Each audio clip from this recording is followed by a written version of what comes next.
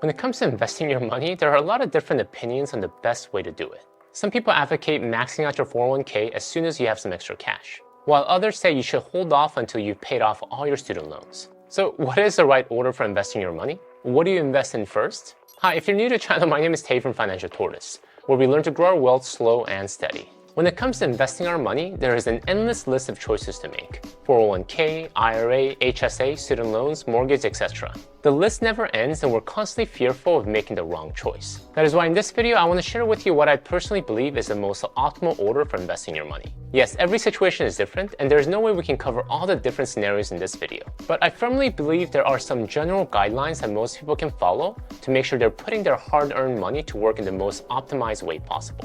Number one on our list is an emergency fund.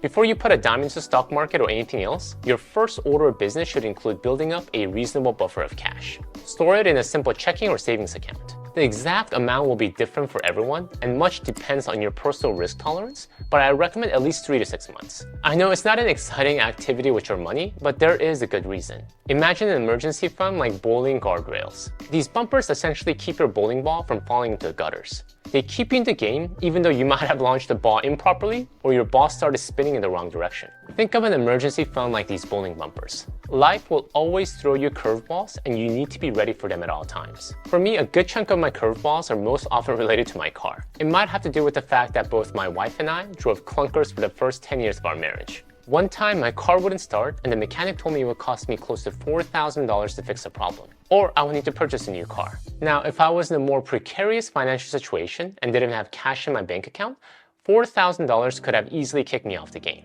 According to Bankrate survey, only 39% of respondents said they would be able to cover an unexpected $1,000 expense from their savings. Most often, people don't have a choice but use credit cards to cover the shortfall, and it sends them into deeper financial hole. In our journey to debt paydown, investing, or financial independence, there will always be curveballs. But enough cash in our emergency fund will ensure that we don't get derailed and help us stay on track towards our financial goals. Number 2 on our list is a 401k employer match. If you work for an employer that offers matching 401k contributions, this should be your first and main priority.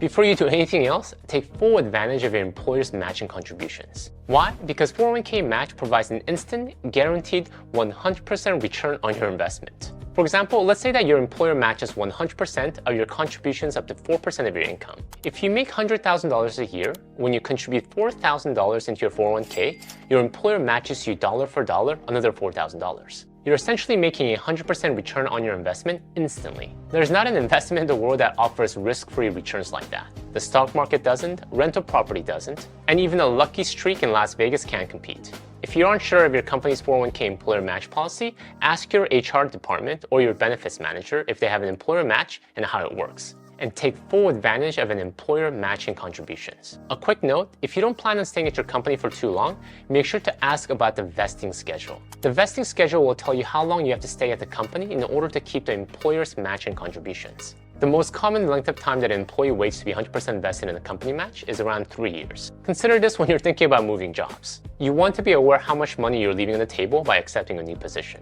Number 3 on our list is to get rid of high interest debt. I would categorize high interest debt as anything more than 5%. For most people, this would include things like credit card or student loans. In my book, credit cards is one of the worst high interest debt given the average credit card carries a 16% interest rate. If you have credit card debt that you've been carrying month to month, this is where you want to start with your debt reduction plan. There is no easy way to knock down high interest debt except to just do it.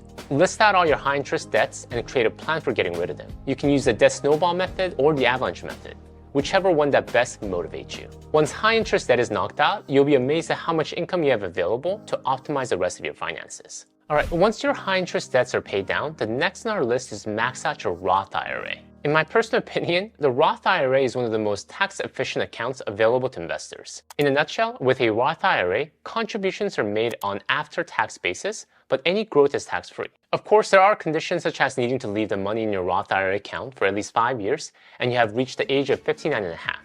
However, what is amazing about the money in a Roth IRA is that you'll never need to pay taxes on it, ever. We don't know what the tax landscape will look like in the future. A new politician might decide that he or she needs to raise taxes to fund big government projects. When you contribute to a Roth IRA, you reduce the unknown tax-related risks in the future. There are some eligibility considerations to a Roth IRA. In order to contribute directly to a Roth IRA, you or your spouse must have earned income, but not too much. In 2023, if your married filing jointly combined income exceeds $214,000, you're ineligible to make direct Roth IRA contributions. But if your income is too high to contribute directly to a Roth IRA, consider the backdoor Roth IRA strategy. I have a whole video here that walks you through step by step.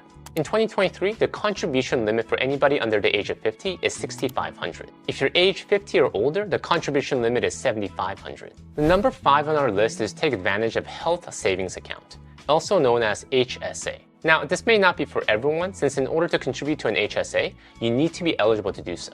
You must be covered under a qualified high deductible health plan, HDHP, before you can contribute to an HSA. However, if you do qualify, this is a great way to save money for future health-related expenses. HSAs offer what's known as triple tax benefit. Your contributions are tax deductible, your money grows tax deferred while in the HSA, and you can withdraw money from your HSA tax-free as long as it's used to pay for qualified medical expenses. If you'd like to learn more, I have a whole video here where I delve deeper. If your qualified high deductible health plan is for yourself only, you can contribute up to $3,850 in 2023. If your qualified high deductible health plan is a family health insurance plan, you can contribute up to $7,750 in 2023. If you're age 55 or older, you can contribute an additional $1,000. The number 6 on our list is the 529 Education Savings Plan if you have children. If you're looking to save money for your children's future college, 529 Education Savings Plan offers a great tax-efficient way to do it. A 529 Education Savings Plan is basically like a Roth IRA, but for education expenses. Contributions are made on after-tax basis, but growth is not subject to federal tax and oftentimes state tax as well when used for qualified education expenses. 529 plans do not have annual contribution limits. However, contributions to a 529 plans are considered completed gifts for federal tax purposes, and in 2023, up to $17,000 per donor per beneficiary qualifies for the annual gift tax exclusion. Personally, I don't want my kids to think I'm going to cover their college tuition 100%, so I invest just a moderate amount. If we're creative, there are tons of different ways to effectively fund college.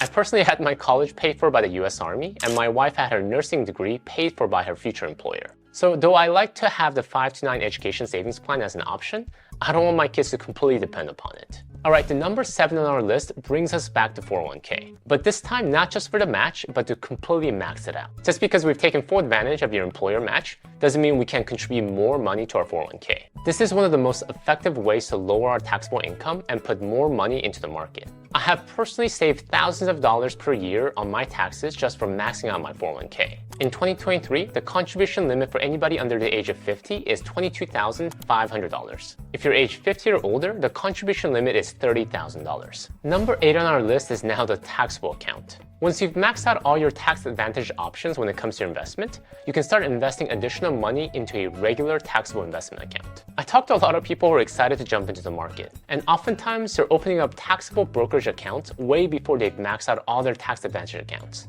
But this should be your last priority since you don't get any tax advantage when you use taxable accounts. The tax drag from using taxable accounts instead of tax advantage accounts like a 401k can be significant, especially when compounding over decades. Tax advantages like tax deductions allow more of your money to get work for you sooner in the market, and therefore greater growth in the long run. Why pay more in taxes than you need to? And make sure you're also following the index fund strategy when it comes to your taxable accounts. Individual stocks and mutual fund picking is a loser's game, and you are a winner.